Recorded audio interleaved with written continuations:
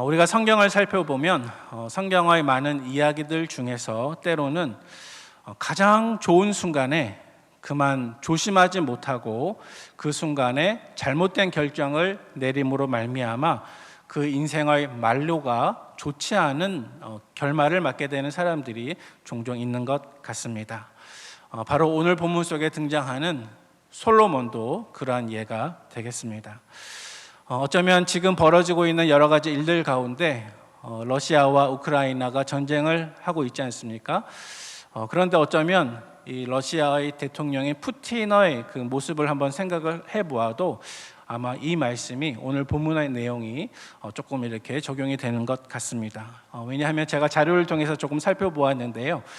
푸틴은 2013년부터 2016년까지 4년 동안 연속으로 포브스라고 하는 유명한 경제 잡지가 선정한 세계에서 영향력이 가장 큰 인물 1위로 뽑힌 사람이 바로 푸틴이었다고 하고 있습니다. 그리고 세계에서 제일 가는 부자가 누구라고 알고 계십니까? 빌 게이츠라고 우리가 다들 알고 있지 않습니까? 하지만 비공식적으로는 세계에서 가장 재산이 많은 사람이 이 푸틴이라고 말하고 있습니다. 그래서 아마 독재자이기 때문에 자금 세탁 등을 거쳐서 약 213조의 돈을 어딘가에 숨겨놓았다고 이렇게 말하고 있습니다. 그래서 러시아의 대통령이고 또 이러한 재산이 있고 권력이 있는 독재자가 정말 세상 두려울 것 없는 어쩌면 자기 인생 가운데 최고로 올라간 그런 시점에 어쩌면 지금 이렇게 전쟁을 결심하고 잘못된 결단을 내림으로 말미암아 오히려 그에게 좋지 않은 결과가 있지 않을까 우리가 조심스럽게 생각해 볼 수 있을 것입니다. 오늘 설교에 어울리는 제목을 한번 붙여본다고 한다면 조금 이상한 제목일런지는 모르겠습니다만은 최고의 순간 그러나 가장 위험한 순간 이렇게 한번 제목을 붙여볼 수 있을 것 같습니다. 왜냐하면 우리의 신앙생활 속에서도 최고의 순간이었는데 분명히 그것이 최악의 위험한 순간 혹은 내 신앙이 내리막길로 내려가는 순간이 되는 경험을 우리가 하고 있기 때문입니다. 오늘 본문을 함께 살펴보기를 원하는데요. 오늘 본문은 크게 두 가지 부분으로 구성되어 있습니다. 먼저 첫 번째 이야기는 스바의 여왕이 솔로몬을 찾아와서 그의 지혜를 직접 듣는 내용인데요. 1절부터 13절까지 우리가 오늘 읽었던 본문 내용입니다. 그리고 본문 후반부에 해당되는 14절부터 마지막 29절까지의 내용은 솔로몬 왕국이 가지게 되었던 막대한 부와 번영에 대한 기사가 오늘 본문 말씀에 실려져 있습니다. 그래서 얼핏 보기에 오늘 열왕기상 10장 말씀을 우리가 쭉 한번 읽어보면 와, 너무나 대단하다, 너무나 아름답다, 너무나 행복했겠다 하는 생각이 들 만큼 정말 가장 이상적인 내용을 담아내고 있습니다. 왜냐하면 그동안에도 우리가 살펴본 것처럼 약 20년 동안 솔로몬의 모든 공사가 다 끝이 나서 이제 하나님의 성전이 완공되었고 솔로몬의 왕궁도 완성이 되었습니다. 또 하나님께서는 솔로몬이 지었던 그 성전에 친히 임재하셔서 그를 축복해 주시고 또 백성들도 축복해 주었습니다. 솔로몬이 다스리는 이스라엘은 점차 강성한 나라로 바뀌어져 갔습니다. 그래서 오늘 본문에서는 솔로몬의 그 통치 역사상 어쩌면 가장 영적으로 혹은 세속적으로도 최상기에 있는 그러한 시점이 되겠습니다. 그런데 어떻게 생각해 보면 오늘 말씀이 솔로몬의 인생 가운데 가장 높은 단계, 최정점에 이르는 단계를 우리에게 보여주고 있습니다만은 우리가 보통 정점이라고 이야기하면 이 정점이라는 말 속에는 조심스럽지만 두 가지 상반된 뉘앙스가 들어 있습니다. 첫 번째는 이견이 없이 가장 최고조에 이르렀다는 뜻입니다. 가장 큰 성공을 거두었다는 뜻입니다. 그래서 오늘 본문에 보니까 스바 여왕이 솔로몬을 찾아와서 그의 지혜와 막강한 부와 막강한 경제력과 활발한 상업과 뛰어난 군사력을 보고 입이 다물어지지 않을 만큼 깜짝 놀라는 장면이 오늘 상반절 말씀에 상반부 말씀에 등장하고 있습니다. 또 하반부 말씀에 보면은 하나님께서 솔로몬의 꿈에 나타나서 솔로몬에게 약속해 주셨던 것처럼 솔로몬에게 지혜를 주실 뿐만 아니라 이 세상 다른 왕들이 경험해 보지 못한 막대한 부와 평화도 함께 주겠다고 하신 그 약속이 오늘 본문 하반부에서 그대로 이루어지고 있습니다. 따라서 스바 여왕의 이야기뿐만 아니라 이 솔로몬 왕의 부와 강성함에 대한 오늘 본문 하반부 말씀을 읽어보아도 정말 솔로몬이 하나님께서 허락하신 태평 성대를 이루었구나 하는 것을 우리가 발견할 수 있습니다. 따라서 오늘 이 열왕기상 10장 말씀은 솔로몬의 생애에도 그렇고 어쩌면 이스라엘의 왕정 역사에도 그렇고 가장 정점입니다. 최고점에 이르는 시점입니다. 하지만 우리 인간들은 늘 불완전하고 우리 인간의 역사 안에서 누군가가 최고의 정점에 이르렀다고 하는 것은 왠지 모르게 그 다음 순간을 예측해 보면 그 다음은 어쩌면 내리막이 될 수도 있겠구나 하는 슬픈 예감을 할 수 있는 것 같습니다. 솔로몬의 생애를 우리가 생각해 보아도 이렇게 열왕기상 10장 말씀처럼 정점을 찍은 것은 참으로 좋았지만 이때 솔로몬은 조심했어야 했습니다. 왜냐하면 가장 좋은 순간이 가장 위험한 순간이 될 수 있기 때문입니다. 오늘 말씀에 솔로몬은 실제로 하나님께서 그에게 주신 지혜를 잘못 사용하게 되었고 따라서 그의 왕국은 오늘 시점 이후에는 점차 기울어지는 결과를 낳게 되었습니다. 솔로몬 왕이 어떠한 내리막길 없이 계속 정점을 유지하고자 했다면 그것을 가능하게 만들 수 있는 유일한 방법은 하나님의 명령에 계속 순종하는 것이었습니다. 하지만 솔로몬은 그렇게 하지 못했고 그의 인생에도 또 그의 왕국에도 조금씩 금이 가기 시작했습니다. 사실은 오늘 본문 이전에 열왕기상 9장 말씀에 벌써부터 그러한 조짐이 보이고 있습니다. 우리가 지난 시간에 살펴본 것처럼 열왕기상 9장 말씀에 보니까 이제 성전과 솔로몬의 왕궁이 다 완공된 이후에 솔로몬은 히람 왕에게 20개의 성읍을 선물해 주었습니다. 왜냐하면 지난 20년 동안 공사가 잘 진행될 수 있도록 두로왕 히람이 솔로몬에게 필요한 모든 백향목과 잣나무와 금들을 공급해 주었기 때문이죠. 하지만 열왕기상 9장 말씀에 보니까 솔로몬이 히람에게 주었던 그 성읍은 좋은 땅이 아니었습니다. 히람 왕의 입장에서는 솔로몬에게 받은 그 땅과 성읍들이 하나도 마음에 들지 않았습니다. 그래서 열왕기상 9장 13절 말씀에 보니까 그 땅의 이름을 히람이 가불이라고 부르지 않았습니까? 그런데 이 가불이라는 뜻은 가치가 없다, 무익하다 이런 뜻이 되겠습니다. 반면 이렇게 무익한 선물을 받은 히람 왕은 오히려 솔로몬에게 그 다음에 금 120달란트를 보내었습니다. 따라서 열왕기상 9장 말씀만 우리가 살펴보아도 솔로몬 왕은 벌써부터 탐욕을 부리기 시작하는 것입니다. 탐욕을 내리지 못하고 별로 쓸모없는 땅을 소중한 친구에게 제공해 주는 이 모습을 통해서 우리는 솔로몬 왕이 부유하기 위해서 발휘했던 그 지혜가 늘 순수하지만은 않았겠구나 하는 생각을 할 수 있습니다. 그리고 사실 오늘 본문 열왕기상 10장 말씀 속에서 이러한 솔로몬 왕의 실패의 조짐들은 조금씩 더 열려진 모습으로 우리에게 다가오고 있습니다.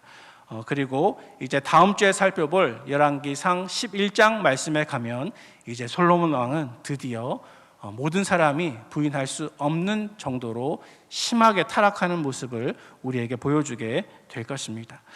따라서 오늘 본문은 한편으로는 솔로몬 왕의 성공을 다루지만 또 한편으로는 이 성공이 그에게 실패의 출발점이 되었다는 사실을 다시 한번 기억하면서 이 솔로몬 왕의 실패의 조짐 속에서 우리에게 주시는 영적인 경각심을 가질 수 있기를 바랍니다. 먼저 첫 번째 부분으로 스바 여왕의 방문에 대해서 함께 살펴보도록 하겠습니다. 스바 여왕은 솔로몬의 지혜를 하나님이 주신 지혜로 인식하고 깨달을 수 있었습니다. 솔로몬의 지혜를 소문으로만 들었지만 이제 그가 직접 그 지혜를 보고 듣기 위해서 솔로몬을 찾아오게 되었고, 그리고 그 모든 것을 경험한 이후에 스바 여왕은 이렇게 고백하고 있는데요. 우리 8절과 9절 말씀을 오늘 같이 한번 읽어보도록 하겠습니다. 열왕기상 10장 8절과 9절 말씀입니다. 복되도다 당신의 사람들이여, 복되도다 당신의 이 신하들이여, 항상 당신 앞에 서서 당신의 지혜를 들음이로다. 당신의 하나님 여호와를 송축할지로다. 여호와께서 당신을 기뻐하사 이스라엘 왕위에 올리셨고, 여호와께서 영원히 이스라엘을 사랑하심으로 당신을 세워 왕으로 삼아 정의와 공의를 행하게 하셨도다. 아멘. 자, 이 말씀을 한 주인공은 바로 오늘 우리가 살펴볼 스바 여왕입니다. 스바라고 하는 고대 국가는 오늘날 말하면 아라비아 반도 남쪽에 있는 사우디아라비아 바로 남쪽에 있는 예멘이라는 나라가 이 고대 국가의 스바에 해당이 됩니다. 이 스바에서 예루살렘까지는 약 1900km 정도 떨어져 있었습니다. 아마도 고대 시대였기 때문에 말을 타거나 걸어서 이동을 했겠죠. 아주 긴 거리의 여행이었을 텐데요. 예를 들면 부산에서 러시아의 블라디보스토크까지가 약 900km 직선거리로 나옵니다. 따라서 그 거리의 2배나 되는 거리를 이 스바 여왕은 편도 거리로 여행을 했다는 것입니다. 스바 여왕이 여러 가지 위험을 무릅쓰고 이렇게 긴 여행을 했던 이유는 무엇입니까? 바로 솔로몬의 입에서 나오는 지혜를 직접 듣기 위해서였습니다. 이 남방 여왕은 솔로몬의 지혜를 듣기 위해서 그렇게 먼 곳에서 이 솔로몬 왕을 찾아오게 되었습니다. 그런데 그는 분명히 이방인입니다. 따라서 하나님을 알지도 못하며 하나님을 섬기지도 않았습니다. 하지만 솔로몬의 입에서 나오는 모든 지혜를 듣게 되자 그녀는 하나님의 이름을 찬송하고 모든 영광을 하나님께 올려드렸습니다. 신약 성경에 보면 예수님께서 이 스바 여왕의 이야기를 인용하셨습니다. 마태복음 12장 42절 말씀인데요. 제가 한번 읽어보면요. 심판 때에 남방 여왕이 일어나 이 세대 사람을 정죄하리니 이는 그가 솔로몬의 지혜로운 말을 들으려고 땅 끝에서 왔음이거니와 솔로몬보다 더 큰 이가 여기 있느니라. 아멘. 우리 예수님께서는 이 스바 여왕의 이야기를 예로 말씀하시면서 그 옛날 이방인이었던 스바 여왕은 솔로몬의 지혜를 듣기 위해서 그렇게 먼 거리를 여행했는데 내 백성 이스라엘은 솔로몬보다 더 크신 하나님의 아들 예수님의 말씀이 지금 선포되는데도 불구하고 그 말씀에 귀를 기울이지도 않고 주님을 받아들이지도 않는 그 믿음 없음을 책망하실 때에 이 스바 여왕의 이야기를 인용하셨습니다. 우리는 믿음이 없어서 예수님께 책망받았던 이 서기관과 바리새인들처럼 되지 말기를 바랍니다. 예수님께서는 솔로몬보다 더 크신 분이시고 예수님의 입으로 나오는 모든 말씀은 우리의 영혼을 가장 지혜롭게 만드는 말씀인 것을 믿음으로 확신하시는 저와 여러분 되기를 바랍니다. 어쩌면 풍요 속의 빈곤이라는 말이 있는데요. 어쩌면 우리 주위에 하나님의 말씀이 너무나 홍수와 같이 많이 있음에도 불구하고 실제로 내 영혼을 생각해 보니 내 영혼은 물이 없어서 메말라 버린 시든 나무와 같이 혹은 메마른 뿌리처럼 너무나 무기력함을 느끼지는 않으십니까? 그런데 그것이 정말 말씀이 없어서가 아니라 어쩌면 말씀을 향한 나의 열의가 부족하고 어쩌면 말씀을 향한 나의 믿음이 부족해서 그렇게 된 것이라고 한다면 그것은 마치 우리가 흔하게 이야기하듯이 유람선을 탔는데 그 티켓에 밥값이 포함된 것을 알지도 못하고 한쪽 구석에 쪼그리고 앉아서 배를 쫄쫄 굶고 있는 그러한 사람의 모습과 유사하다고 말할 수 있을 것입니다. 사랑하는 성도 여러분, 우리는 하나님의 지혜의 말씀을 먹어야 합니다. 하나님의 지혜의 말씀을 들어야 합니다. 담임 목사님의 말씀의 증거를 통해서 혹은 교육자님들의 설교나 라디오나 TV 방송국 등을 통해서 우리는 계속해서 그리고 자주 들어야 합니다. 우리가 과거 시대에 태어난 것이 아니라 어쩌면 현대 시대에 태어나서 받게 되는 가장 큰 복 중에 하나가 무엇입니까? 그것은 오늘날 기록된 주님의 말씀을 통해서 그리고 손쉽게 접할 수 있는 여러 가지 미디어를 통해서 우리가 하나님의 지혜의 말씀을 늘 가깝게 쉽게 접할 수 있다는 것입니다. 핸드폰만 키면 여러 유명한 목사님들의 설교를 쉽게 접할 수 있지 않습니까? 만약 한국 땅에 태어나지 않고 북한 땅에 태어났다면 상황은 많이 달라졌을 것입니다. 그런데도 우리는 이러한 은혜와 복을 너무나 당연한 것으로 생각하고 받아들이고 지혜로운 하나님의 말씀을 듣고 읽고 깨닫는 일에 보다 관심을 기울이기보다는 어쩌면 쇼핑이나 드라마나 연속극에 우리의 시간과 관심을 더 많이 드리고 있지는 않으십니까? 물론 때때로 여가 생활도 필요하고 쉼도 필요하겠지만 내 영혼이 어쩌면 자꾸 말라져 있고 또 병들어 있고 메마른 상태처럼 느껴진다면 그때 내가 회복할 수 있는 가장 빠른 방법은 저의 경험에 따르면 하나님의 지혜의 말씀을 재빨리 섭취하는 것입니다. 몸이 아프거나 힘들 때 링거나 영양제 주사를 맞으면 곧장 회복이 빨라지고 일어나지 않습니까? 우리의 영혼에도 영적인 양분이 빨리 공급될 때 우리에게 다시 일어날 소망이 생긴다는 것입니다. 그러므로 솔로몬의 지혜보다 더 뛰어난 하나님의 지혜의 말씀을 가까이 하시기를 바랍니다. 내가 처한 현실이 비록 메마른 광야와 같이 느껴진다 할지라도 하나님께서 주시는 만나를 먹을 때 나에게 살 소망이 생기는 것입니다. 광야에서도 말씀을 바라보아야 한다는 담임 목사님의 지난주 말씀과 같이 예수님의 지혜의 말씀을 빨리 드시기 바랍니다. 내가 성경책을 펴고 읽기 시작하고 또 주의 종들의 말씀에 하나라도 귀를 기울이려고 나의 노력을 시작할 때 하나님께서 하나님의 지혜의 말씀을 통해서 나를 회복하시는 그러한 은혜의 경험을 함께 누리시는 저와 여러분 되시기를 주님의 이름으로 축복을 드립니다. 한편 출애굽했던 이스라엘 백성들은 광야에서 하나님이 주셨던 그 신령한 양식인 만나를 먹으면서도 마음에는 감사가 있었던 것이 아니라 도리어 불평과 원망이 있었습니다.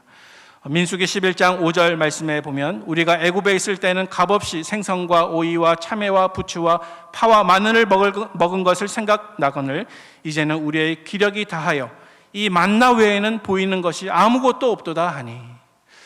이스라엘 백성들은 영적인 신령한 음식을 날마다 먹으면서도 그것에 감사했던 것이 아니라 도리어 불평과 원망을 했다는 사실입니다.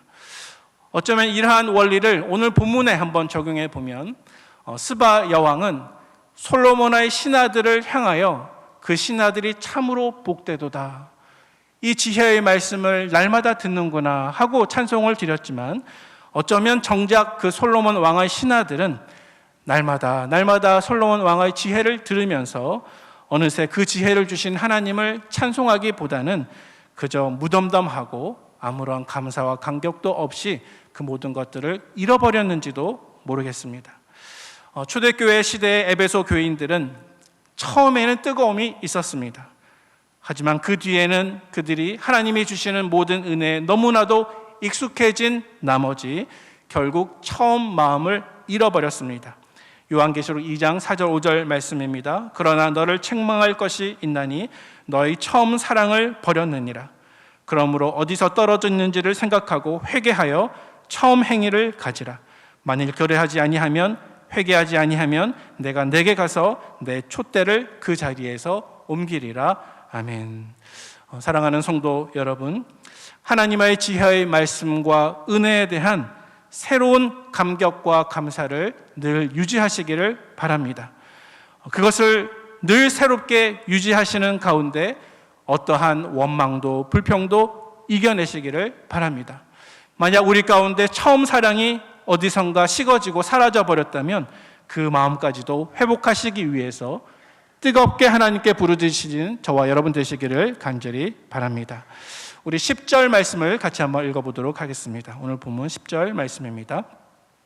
이에 그가 금 120달란트와 심이 많은 향품과 보석을 왕에게 드렸으니 스바의 여왕이 솔로몬 왕에게 드린 것처럼 많은 향품이 다시 오지 아니하였더라. 아멘. 스바의 여왕은 솔로몬의 모든 지혜를 듣고 난 이후에 솔로몬 왕에게 수많은 향품과 보석과 금을 드렸습니다. 오늘 본문에 금 120달란트가 나오고 있는데 이것은 약 4.5톤이나 되는 막대한 양입니다. 그런데 이러한 선물을 받은 솔로몬 역시도 그대로 스바 여왕에게 갚아주었습니다. 우리 13절 말씀을 같이 한번 읽어보겠습니다. 13절 말씀입니다. 솔로몬 왕이 왕의 규례대로 스바의 여왕에게 물건을 준 것 외에 또 그의 소원대로 구하는 것을 주니 이에 그가 그의 신하들과 함께 본국으로 돌아갔더라. 아멘. 방금 13절 말씀에 왕의 규례대로 물건을 주었다 그렇게 말씀하고 있는데 이 왕의 규례대로 물건을 주었다고 하는 것은 적어도 스바 여왕이 솔로몬에게 준 예물에 상응하는 만큼 주었을 뿐만 아니라 아마도 그 이상의 선물을 스바 여왕에게 많이 주었다는 것을 의미하는 것입니다. 그래서 스바 여왕이 솔로몬에게 많은 예물을 주었지만 이 솔로몬 역시도 스바 여왕이 원하는 모든 물건을 아마도 선물이나 무역의 형식으로 허락해 주었을 것입니다. 따라서 이 스바 여왕은 큰 만족을 가지고 자기 본국으로 돌아가게 되었습니다. 여러분, 하나님께서는 하나님을 의지하는 사람, 또 하나님의 말씀에 귀 기울이는 사람을 결코 거저 돌려보내지 않으시는 줄로 믿으시기 바랍니다.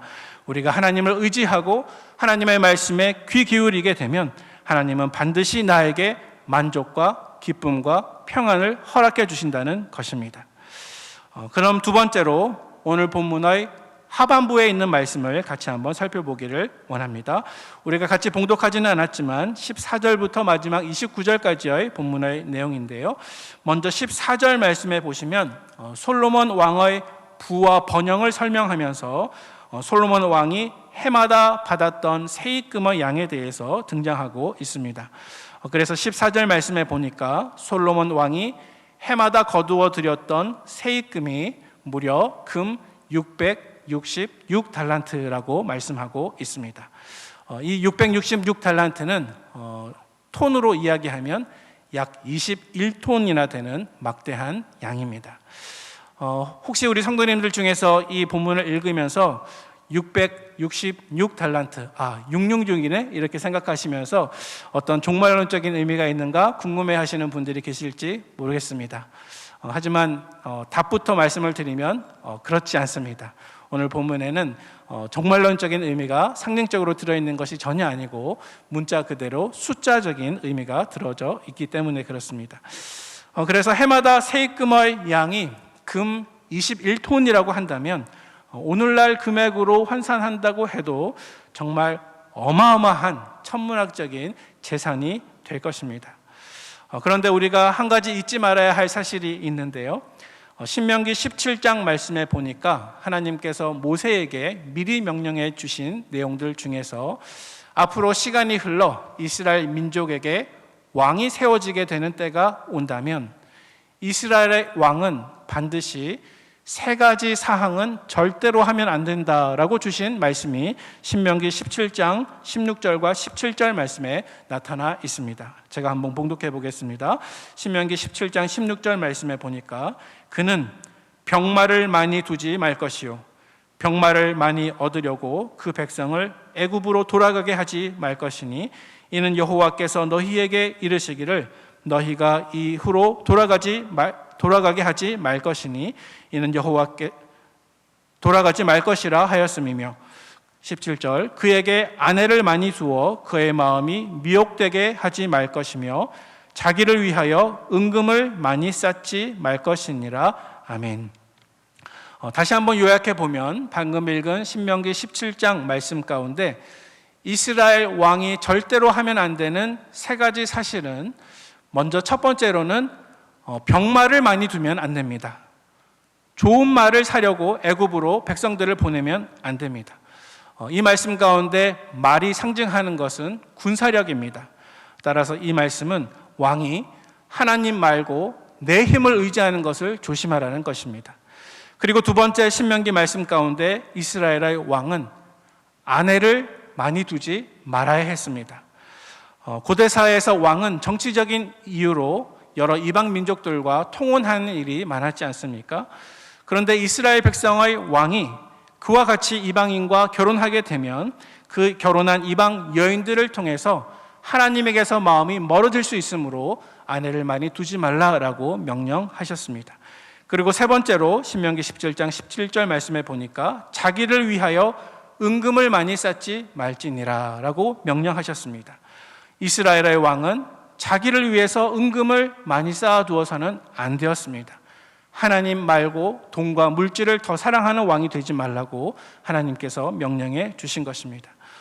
그런데 오늘 본문 열왕기상 10장 말씀에 보면, 그리고 그 다음 11장 말씀에 보면 솔로몬 왕은 이 세 가지 사실에 다 걸려 넘어집니다. 우선 오늘 본문 바로 뒤에 있는 열왕기상 11장 3절 말씀에 보니까 솔로몬은 결혼한 후궁이 700명이고 첩이 300명이었습니다. 그래서 두 번째 명령, 아내를 많이 두지 말라고 한 그 하나님의 명령을 정면으로 어기게 되었습니다.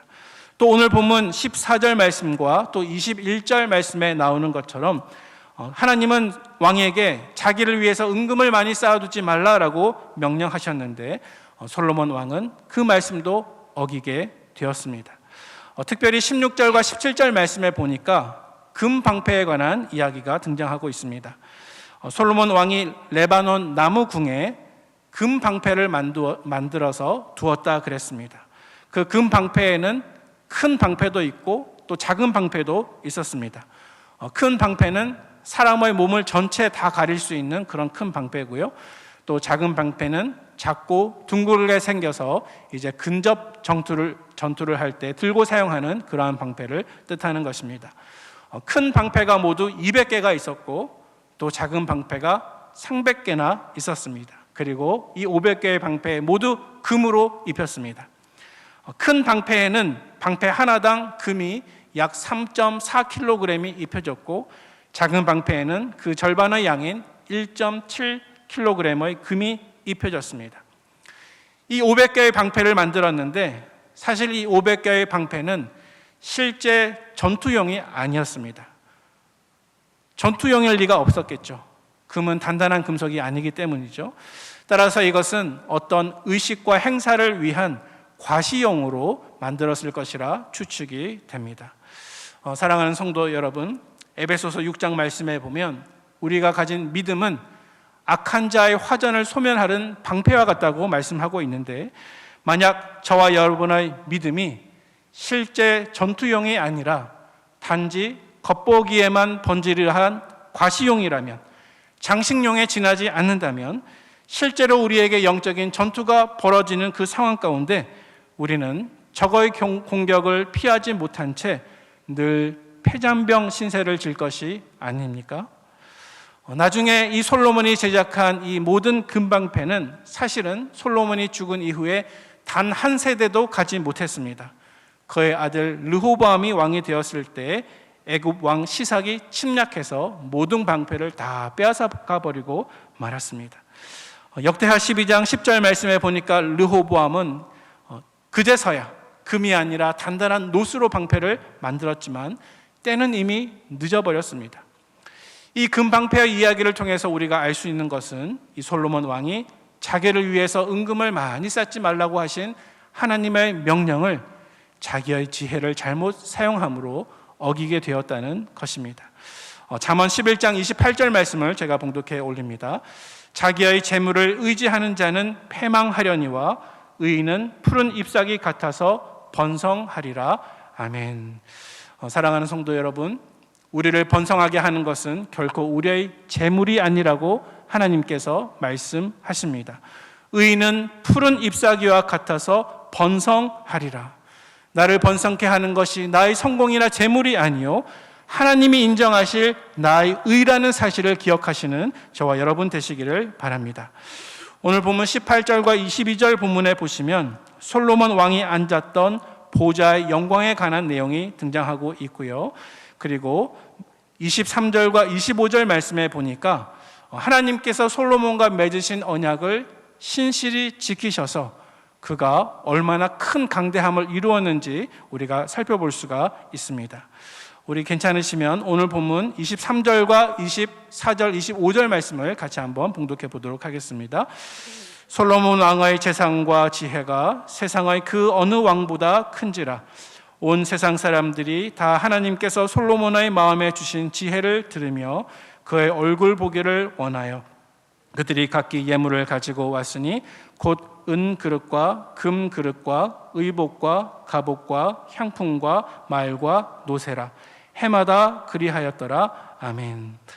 방금 읽으신 이 말씀을 솔로몬 왕이 꿈을 꾸었을 때 하나님이 약속하신 그 내용이 있는 열왕기상 3장 12절 13절 말씀과 한번 비교해 볼 수가 있습니다. 우리가 읽진 않겠지만 열왕기상 3장 말씀에 보니까 솔로몬 왕이 1000번제를 드린 이후에 꿈에 하나님이 나타나셨습니다.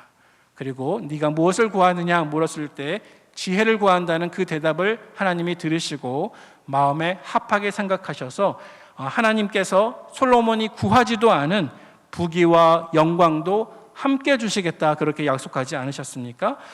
따라서 어쩌면 우리가 방금 읽으신 이 본문 10장 23절, 24절, 25절 말씀은 이 열왕기상 3장 말씀에서 하나님이 맺으신 그 약속에 대한 응답으로 볼 수가 있습니다. 과연 하나님께서 꿈에서 솔로몬 왕에게 하신 그 약속대로 온 세상 사람들이 솔로몬 왕의 지혜를 듣기 위해서 솔로몬을 찾아오고 왕을 간절히 만나고자 하고 또 해마다 그렇게 할 때마다 수많은 예물을 가지고 찾아오게 되었습니다. 그 물품들 때문에 솔로몬 왕은 더 부유하게 되었습니다. 사람들에게 또 왕들에게 인정받게 되었습니다. 따라서 그는 세상에서 가장 부한 왕이 되었고 또 세상에서 가장 지혜로운 왕이 되었습니다. 그리고 이것은 하나님의 약속의 성취였습니다. 하나님께서는 솔로몬과 맺으신 그 약속을 신실하게 다 지키셨다는 사실입니다. 하나님의 약속이 하나도 빠짐이 없이 솔로몬의 생에 다 이루어지게 되었습니다. 그런데 여기서 우리가 물어보아야 할 한 가지 질문이 있습니다. 그렇다면 솔로몬은 하나님께서는 솔로몬과 맺으신 그 언약을 신실하게 끝까지 다 지키셨는데 그렇다면 솔로몬은 다 지켰는가? 끝까지 지켰는가? 하는 질문을 우리가 물어야 한다는 것입니다. 너무나 안타까운 상황이지만 솔로몬은 결국 지키지 못합니다. 오늘 읽은 모든 말씀 속에서 살펴볼 수가 있는데 특별히 하반부 말씀에 26절과 29절 사이에 있는 말씀을 통해서도 우리가 살펴볼 수가 있습니다. 솔로몬 시대에 병마를 많이 두지 말라고 하신 그 명령을 또한 어기고 많은 병고와 말을 두었다는 내용이 오늘 10장 하반부 말씀에 또 등장을 하고 있습니다. 여러분, 솔로몬과 하나님께서 맺은 약속은 무엇입니까? 만약 솔로몬이 그 아버지 다윗의 길로 행하고 하나님의 법도와 명령을 지킨다면 그에게 주신 축복을 거두지 않고 계속 유지해 주시겠다고 하신 약속입니다. 하지만 하나님은 시실하셨음에도 불구하고 솔로몬 왕은 지키지 못합니다.